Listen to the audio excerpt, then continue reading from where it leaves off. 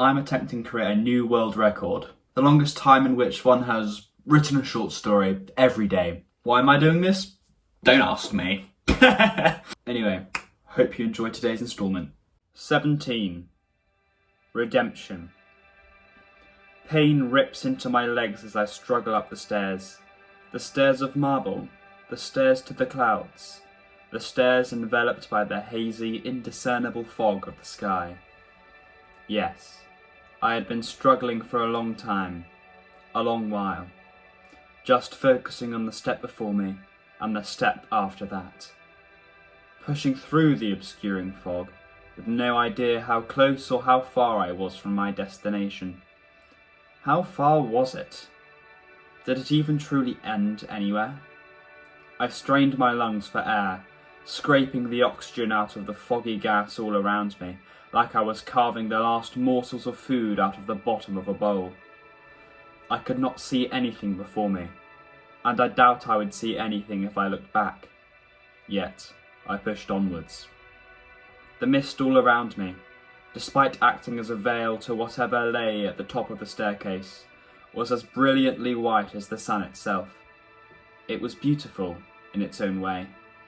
In the same way the ocean was beautiful, or the sky was beautiful, or the earth was beautiful. It was overwhelmingly powerful and broad, and as much as I may spite it for obscuring my way, I could only be in awe of it. Suddenly, I felt my foot slip. It failed to rise enough to meet the top of the next stair. I tumbled over my body weight, losing my standing, and was sent cascading down the staircase. Tumbling, rumbling, smashing, the fog around me closed in on me, thundering like storm clouds, darkening like them too. Lightning simmered within the omnipresent mass, filling with the impression of memories. My memories. Horrific memories. The feeling of a crude smile spreading on my lips, a sweet apple, voracious and juicy, a pointing finger, the small grimace of another, a knife, a dagger clutched in my hands, an open ocean, an open beach, the feeling of a slap on my cheek, the smell of hazels. My head slammed against the coarse and sharp marble of a stair, knocking the memory out of me momentarily, a gush of static and electrified mist swelling in its place. Concussion. But after that brief moment of sharp and dulling pain, it continued to slam into me without regard. The smell of blood, the fog of tears in my eyes, the rope, a darkened room, lit only by moonlight, ink on a canvas, days spent in bed, light passing through a concave glass, an unfinished sentence, scrawled onto parchment. I grabbed onto the side of the stair, gritting my teeth so hard that I thought they would shatter. With friction whipping up tornadoes of fire on the ends of my fingertips, I managed to grind myself to a halt. I lay there, clutching on for dear life, letting the swell of my heart die down and return to normal, letting the swarm of memories dissipate. Grimacing, I got up. But despite it all, I pushed on, renewal pumping from my arteries. It went on for an eternity after that. The degeneration of the muscles in my leg furthered and furthered, growing, swelling, almost to the point that they were numb, but I still continued. My eyes were trained on the mist dead ahead, my eyes unshifting from a singular point of focus on the obscured horizon.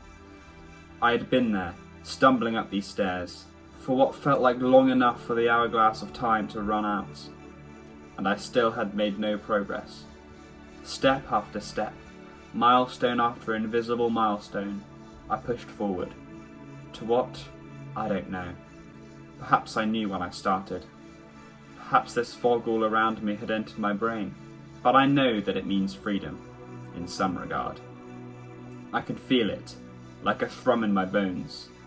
Beyond this fog, at the peak of these stairs, lies solace. I wonder, after everything I've done, all these stairs I've climbed, these heights that I've attained, will I truly be worthy of such a heaven? And with that thought, almost in response to it, the fog parted. Light flooded the world around me, a pocket of air emerging from amongst the clouds. The gold of the sun glimmered and licked at the fog, filling it with the sweetness and softness of honey. The full beauty of the fog was brought into full display.